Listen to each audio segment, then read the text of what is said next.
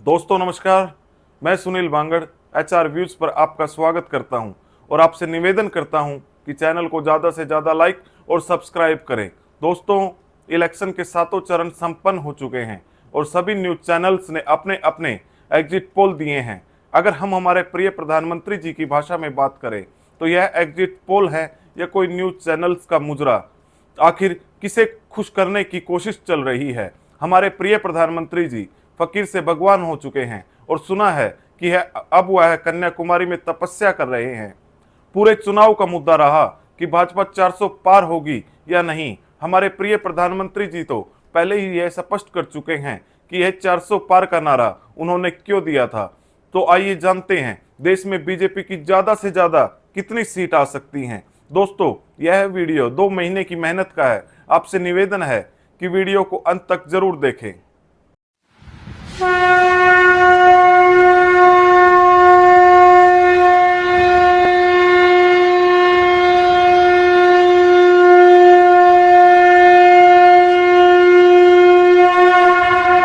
दोस्तों, बीजेपी ने चुनाव में धारा 370 हटाने को मुद्दा बनाया था, लेकिन यह मुद्दा कश्मीर पर नहीं चला।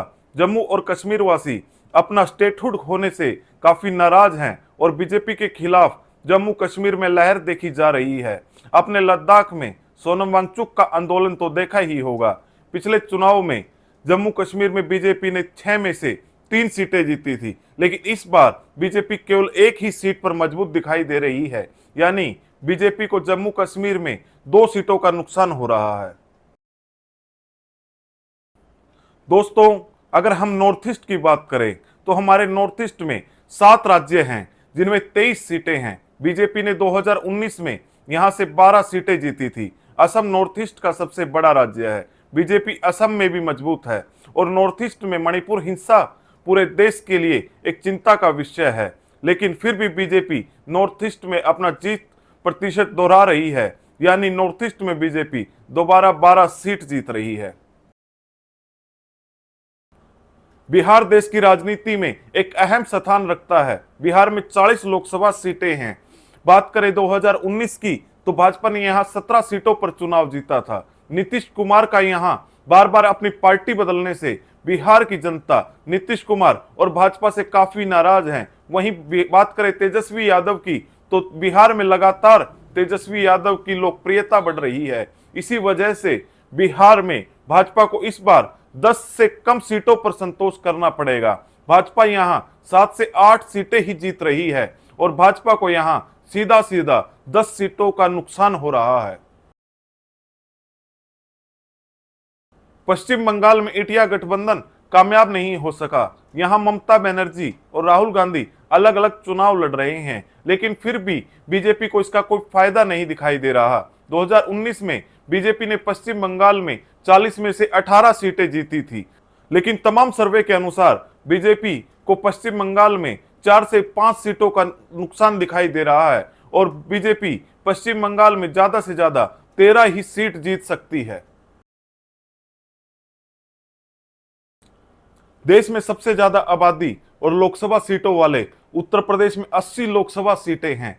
2019 में बीजेपी ने यहां 62 सीटों पर चुनाव जीता था। चुनाव से पहले पश्चिमी उत्तर प्रदेश में बीजेपी कमजोर दिखाई दे रही थी, लेकिन जयंत चौधरी के एकदम से पाला बदलने पर भाजपा पश्चिमी उत्तर प्रदेश में भी मजबूत दिखाई दे रही है और बीजेपी को उत्तर प्रदेश में 5 सीटों पर फायदा मिल रहा है। जी हां दोस्तों, इस बार उत्तर प्रदेश में बीजेपी 67 सीटों पर मजबूत दिखाई दे रही है। हरियाणा में 10 सीटों पर मैं पहले ही वीडियो बना चुका हूं। हरियाणा में भाजपा 2019 में 10 की 10 सीटों पर चुनाव जीती थी, लेकिन इस बार बीजेपी हरियाणा में ज्यादा से ज्यादा 4 सीटें ही जीत सकती है। हरियाणा में सभी सीटों के सर्वे आप मेरी पिछली वीडियो में देख सकते हो। अभी कुछ महीने पहले ही मध्य प्रदेश में विधानसभा चुनाव हुए थे, जहां भाजपा ने एक बहुत बड़ी जीत दर्ज की थी, लेकिन भाजपा ने चुनाव के बाद मध्य प्रदेश का मुख्यमंत्री शिवराज सिंह चौहान को न बनाकर मध्य प्रदेश की जनता को काफी नाराज किया।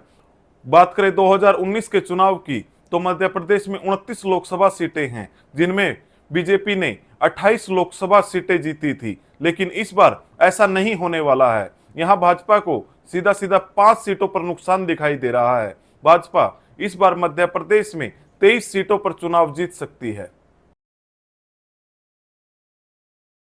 मध्य प्रदेश की तरह राजस्थान में भी वसुंधरा राजे के नाम पर वोट लेकर उनको मुख्यमंत्री न बनाकर एक डमी कैंडिडेट को मुख्यमंत्री बनाया गया, जो कि राजस्थान की जनता को बिल्कुल भी कबूल नहीं है। 2014 और 2019 में भाजपा ने राजस्थान में क्लीन स्वीप किया था और 25 की 25 सीटों पर जीत दर्ज की थी, लेकिन इस बार ऐसा नहीं है।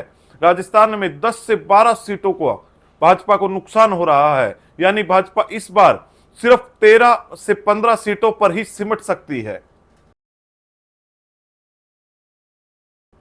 मध्य प्रदेश और राजस्थान की तरह छत्तीसगढ़ में भी एक डमी मुख्यमंत्री बनाया गया। यहां भी भाजपा ने रमन सिंह के चेहरे पर चुनाव लड़ा।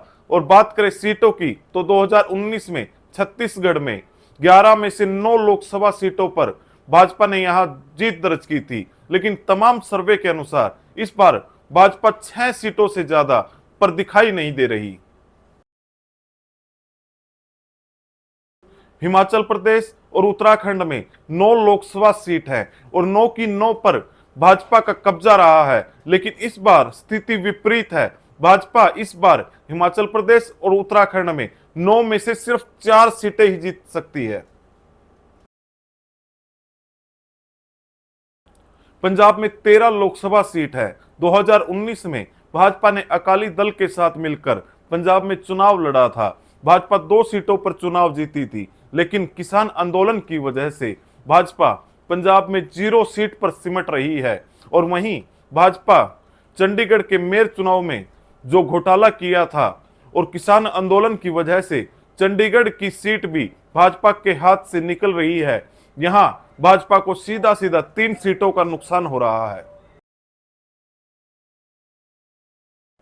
दिल्ली में 7 लोकसभा सीटें हैं। यहां भाजपा ने 2014 और 2019 दोनों बार क्लीन स्वीप किया था, यानी 7 की 7 सीटों पर जीत दर्ज की थी, लेकिन इस बार स्थिति बिल्कुल विपरीत है।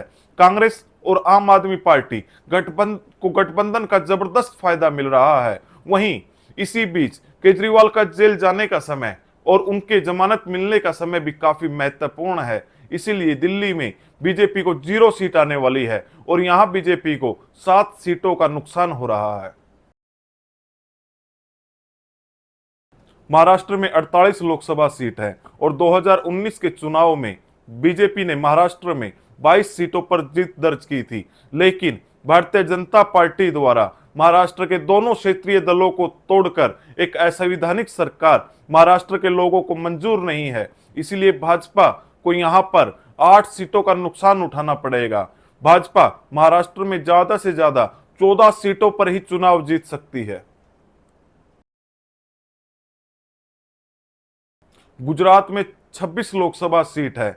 बीजेपी ने 2014 और 2019 के चुनाव में गुजरात में 26 की 26 सीटों पर जीत दर्ज की थी, लेकिन इस बार गुजरात में भी कांग्रेस और आम आदमी पार्टी गठबंधन का फायदा दिख रहा है और इस बार भारतीय जनता पार्टी को गुजरात में 22 सीटों पर ही संतोष करना पड़ेगा। बीजेपी को गुजरात में भी 4 सीटों का नुकसान हो रहा है। उड़ीसा में इस बार बीजेपी और बीजेडी का गठबंधन नहीं हुआ है, लेकिन इसका मतलब यह नहीं कि हर बार गठबंधन होने का फायदा और न होने का नुकसान हो। उड़ीसा में 21 लोकसभा सीटें हैं। बीजेपी ने 2019 में यहां 8 सीटों पर चुनाव जीता था। इस बार बीजेपी को यहां 5 सीटों का फायदा दिखाई दे रहा है। बीजेपी इस बार उड़ीसा में कम से कम 13 सीटों पर चुनाव जीत सकती है।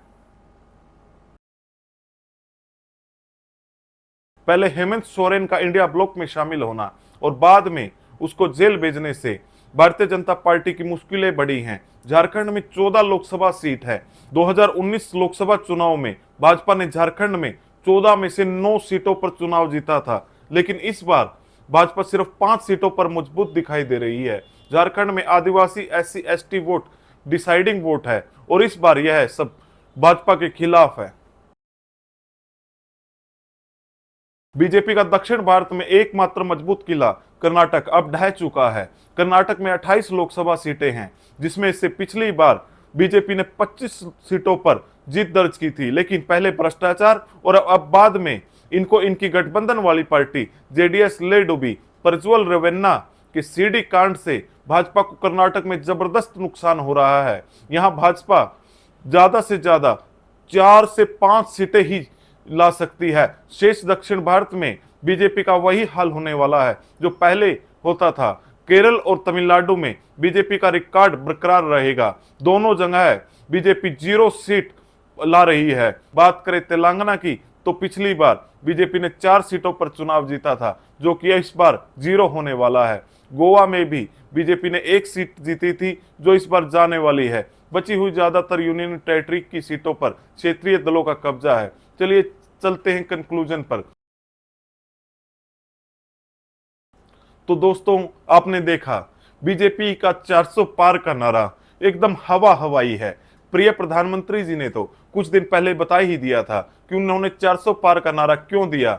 बीजेपी को उत्तर प्रदेश और उड़ीसा छोड़कर कहीं फायदा नहीं मिल रहा। 2019 में पुलवामा की वजह से बीजेपी को जबरदस्त फायदा मिला था, लेकिन इस बार ऐसी कोई लहर नहीं है। दोस्तों, मेरे अनुसार इस बार बीजेपी ज्यादा से ज्यादा 220 सीटें जीत सकती है। यह मेरा अनुमान है और मैं इस पर विश्वास करता हूं। बाकी 4 तारीख को सब कुछ स्पष्ट ही हो जाएगा। अगर आपको कांग्रेस की सीटों का सर्वे चाहिए तो कमेंट करके बताएं। आपको क्या लगता है कि मेरा अनुमान कितना सही है और कितना गलत है? कमेंट करके बताएं। वीडियो को अंत तक देखने के लिए धन्यवाद। जय हिंद।